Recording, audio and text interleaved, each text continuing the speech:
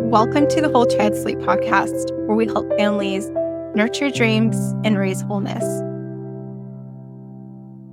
Hello, everyone, and welcome to the Whole Child Sleep podcast. I am so lucky and grateful to have Kim West here. We are going to be taking a question from Catherine.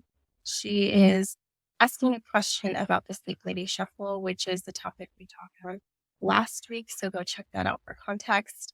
And what she asked is, what do you do if physical touch and voice are not enough to calm your baby during the Sleep Lady Shuffle? She didn't give an age, but I'm going to assume that her baby is age appropriate for sleep coaching, which is typically 6 months and older.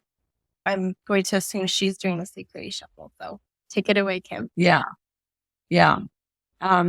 Don't forget that. So the rules of sitting by the crib with the shuffle are, you don't get into a struggle about repositioning them, laying them down, flipping them over. You can pat, touch, shush, saying whatever, but you do it intermittently.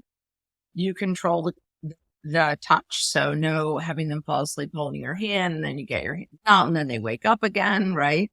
Or patting them to sleep, unless you're just going to switch associations and go from one sleep crutch to another, which some parents need to do in order to go gradual on this. And then the last one, which I noticed that Catherine left out, is you can pick up to calm. So the idea is you pick up, you calm your baby. You don't bring them back into your bed or go sit in the rocker where you used to rock them to sleep or whatever it is. To, standing and calming them down, even to the, and calm down and kiss and put them down to, again, depending on the age, you can really kind of lean over and do a lot of shushing and calming. But remember, your biggest job as your parent when you're doing this is figuring out what works for your child, right? Some kids don't want you in their face. I really don't think you should be standing looking over them anyways, at least over 6 months, but sitting down and being on their level.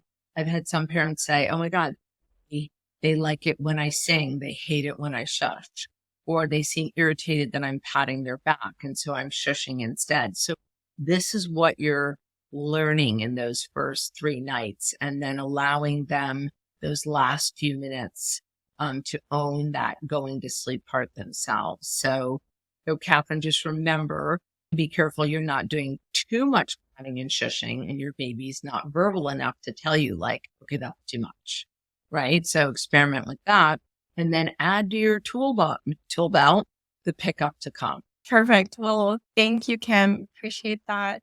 And Catherine, I trust you find that helpful. Reach out with any more questions. And I hope you all have a beautiful day. Thank you for listening to the Whole Child Sleep podcast.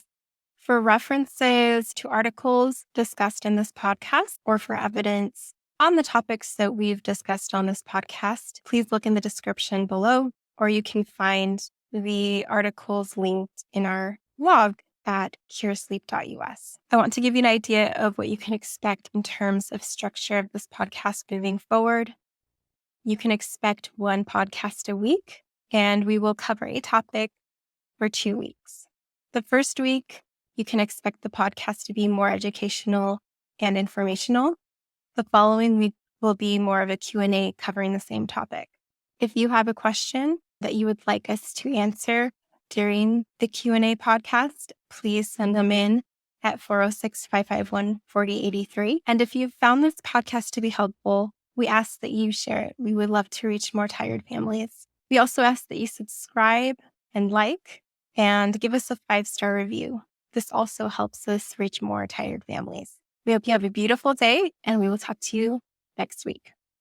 By listening to this podcast, you understand and agree to the following. The content of this podcast offers the opinions of Meyer Hartzheim and her guests, and it is not intended as medical advice.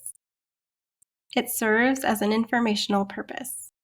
For personalized and medical concerns, consult your healthcare professional. The views and opinions in this podcast are our own and don't represent our employees or affiliates. The views of the guests in this podcast are their own and do not necessarily reflect that of Cure Sleep Group. Our podcast and website are not for legal purposes, such as establishing a standard of care or expert witness testimony. We don't guarantee the accuracy of statements or opinions. We appreciate your assistance in maintaining content accuracy. If you find errors in our podcast or blogs, please reach out via email to support@curesleep.us. This podcast is owned by Cure Sleep LLC and presented by the Whole Child Sleep Podcast. Thank you for tuning in.